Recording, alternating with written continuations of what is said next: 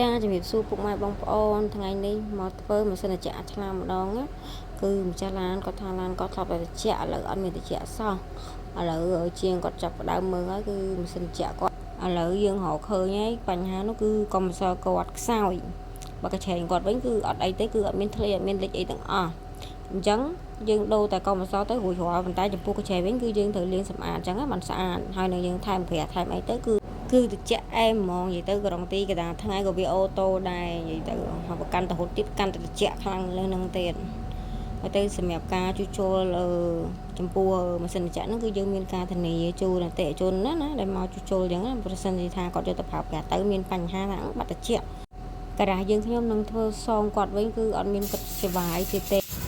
ចង់បញ្ជាក់ប្រាប់បងប្អូនថាឡានមិនមែនតតែវាឡើងត្រជាក់ហ្មងមិនរហជាងបានទេពុកម៉ែបងប្អូនបើសិនជាមានបញ្ហាថាអូឡានជិះយូរហើយត្រូវការចង់ឲ្យ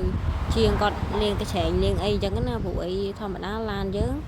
តែយើងជិះទៅវាត្រូវការដីវាត្រូវបឺតខ្យល់ចូលអញ្ចឹងកញ្ឆេងឡើងត្រជាក់ហ្នឹងវាអាចនឹងមានដីច្រើនទៅវាអាចស្ទះអញ្ចឹងវាធ្វើឲ្យត្រជាក់ឡានយើងហ្នឹងវាត្រជាក់ហ្នឹងក៏វាត្រជាក់អត់ល្អហើយម្យ៉ាងក៏វា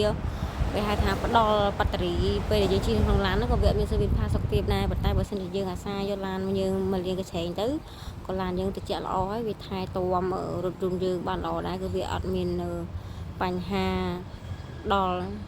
ពុកកញ្ឆេងពុកអីឬក៏ធ្លាយអីអញ្ចឹងណាពេលខ្លះ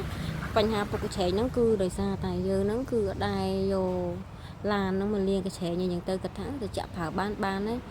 តែដល់ពេលប្រើយូរទៅទាំងកុំព្យូទ័រហ្មងអញ្ចឹងអាហ្នឹងវាលក្ខណៈថាវាខូចហើយវាអស់លុយច្រើនទៀតអញ្ចឹងណាហ្នឹងពុកម៉ែបងប្អូនមានតែប៉ុណ្្នឹងទេ